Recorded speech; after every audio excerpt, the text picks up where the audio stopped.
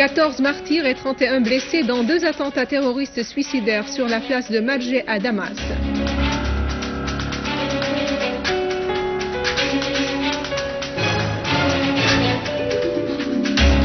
Lavrov affirme, l'opposition contrôlée par l'étranger assume la responsabilité du report de la tenue de la conférence de Genève.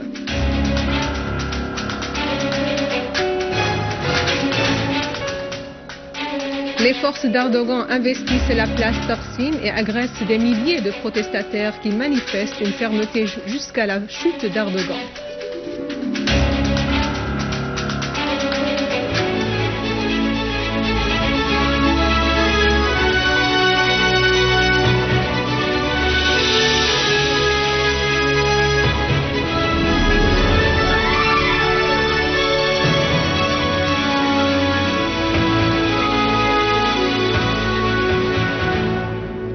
Bon après-midi, après les titres, voici notre journal.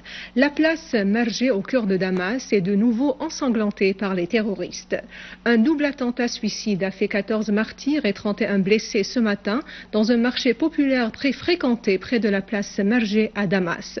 Ce terrorisme aveugle n'a aucun sens autre que la volonté des mercenaires wahhabites de semer la mort parmi la population du centre de Damas, plein de vie et de commerce malgré la crise. C'est la seconde fois en moins de 2 mois que les terroristes d'Al-Qaïda attaquent le centre historique et commercial de la capitale syrienne. Leur seul objectif étant de briser la volonté de vie chez les habitants de la capitale. La place de Marjeh a été touchée par un attentat à la voiture piégée qui a fait 15 martyrs et près de 200 blessés.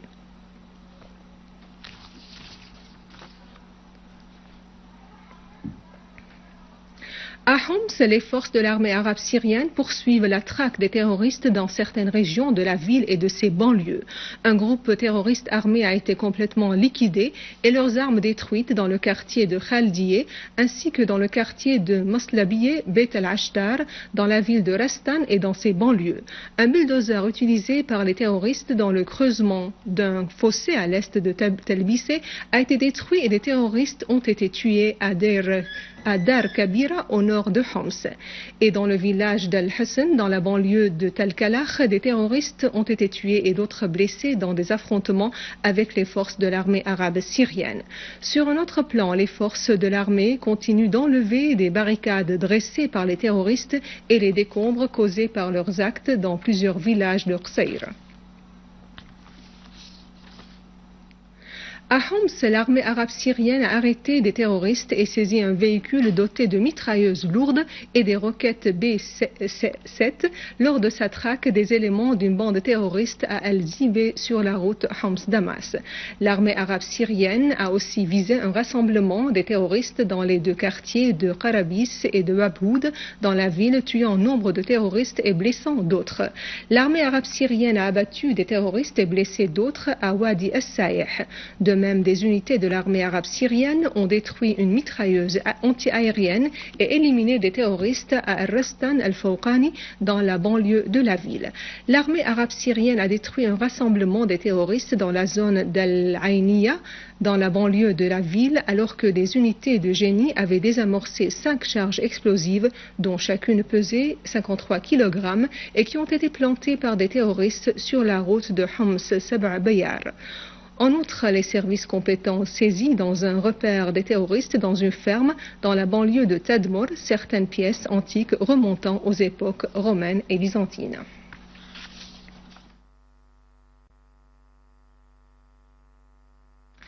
Dans la banlieue de Latakia, un foyer de terroristes du front Al-Nusra a été éliminé dans la localité de Rabia. Les terroristes ont été tués, dont le leader d'un groupe terroriste, et d'autres blessés, et leurs armes lourdes ont été détruites.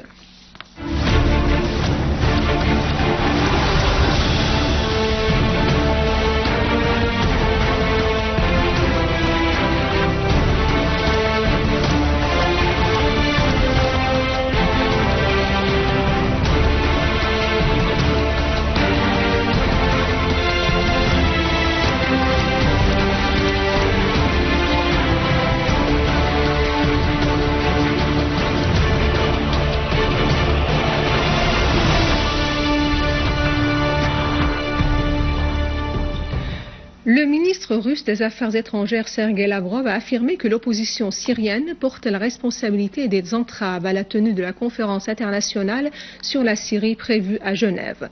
Au cours d'une visite en Argentine, Lavrov a précisé dans une interview accordée à la chaîne américaine CBS que les responsables américains reconnaissent que la soi-disant coalition syrienne n'est pas prête à mener des négociations, d'autant plus qu'elle ne peut pas décider de ceux qui vont la représenter.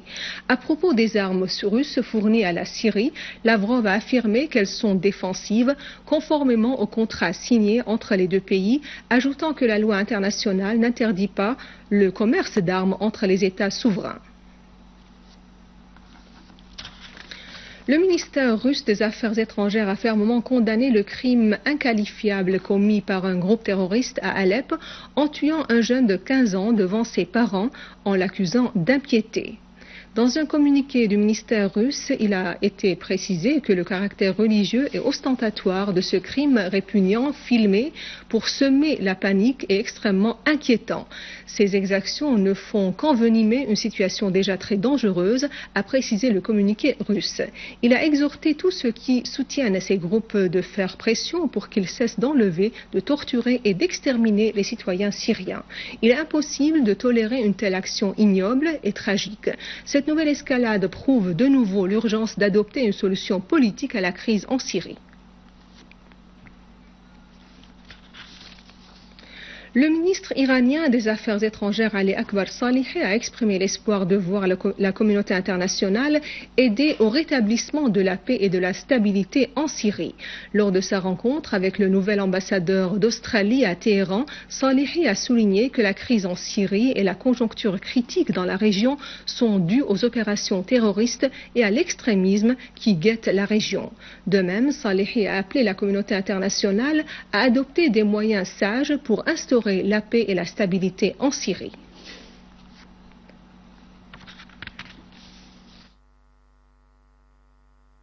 Le porte-parole du ministère iranien des Affaires étrangères, Abbas Araghchi, a affirmé que la réussite de la conférence internationale sur la Syrie dépend de la participation de toutes les parties et que l'invitation de l'Iran à y participer constitue un pas positif.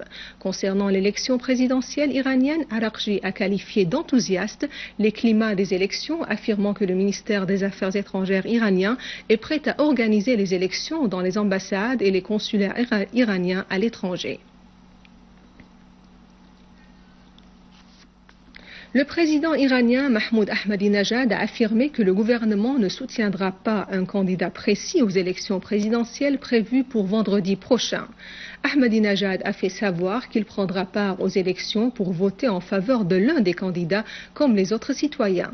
À noter que les deux candidats, Ghulam Ali Haddad et Mohammad Riza Arif, avaient annoncé le retrait des élections présidentielles et que les 4 candidats qui restent vont concourir aux élections auxquelles participeront environ 50 millions d'électeurs iraniens.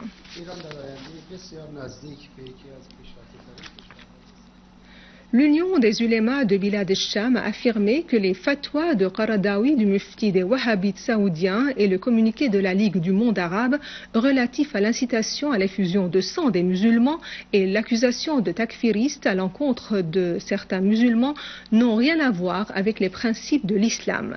Ces fatwas contreviennent au Coran et servent en revanche les ennemis de la nation, souligne l'Union dans un communiqué, estimant que les fatwas d'incitation lancés récemment font partie de la guerre déclarée contre l'islam. Il est du devoir des ulémas de l'Union, voire de la nation tout entière, de prendre une position claire vis-à-vis des fatwas qui incitent à la discorde, et ceci à partir du sens de responsabilité légitime et morale qu'ils assument et pour garder l'unité de la cohésion et la cohésion de la nation, souligne l'Union dans le communiqué.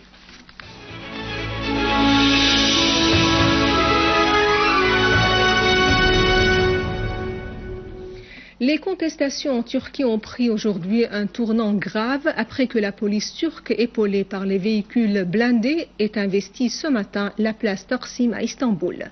Des centaines de policiers ont fait usage des bombes à gaz lacrymogène et éliminé certaines barricades dressées par les contestataires. C'est dans ce contexte que le gouverneur d'Istanbul a déclaré dans une conférence de presse que les manifestants qui se trouvent sur la place Taksim depuis 12 jours avaient terni l'image de la Turquie. Syrie. Il a ajouté que la responsabilité des affrontements ayant suivi l'intervention des forces de l'ordre incombe sur ceux qu'il a qualifiés de marginaux.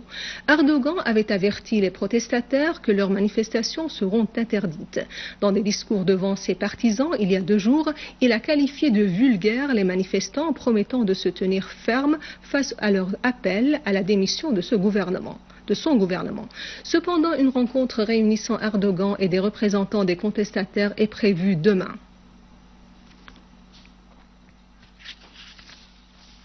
Et à la fin de ce journal, voici un rappel des principaux titres. 14 martyrs et 31 blessés dans 2 attentats terroristes suicidaires sur la place de Marjeh à Damas.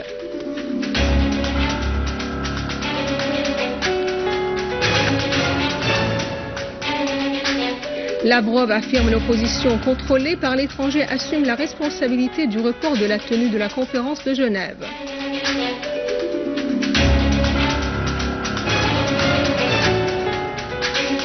Les forces d'Erdogan investissent la place Taksim et agressent des milliers de protestataires qui manifestent une fermeté jusqu'à la chute d'Erdogan. Ainsi s'achève notre journal. Je vous remercie de l'avoir suivi et juste avant de vous quitter, je vous rappelle que vous pouvez consulter notre site internet syriaonline.sy pour revoir ce journal. Merci de votre attention encore une fois et bonne soirée. Au revoir.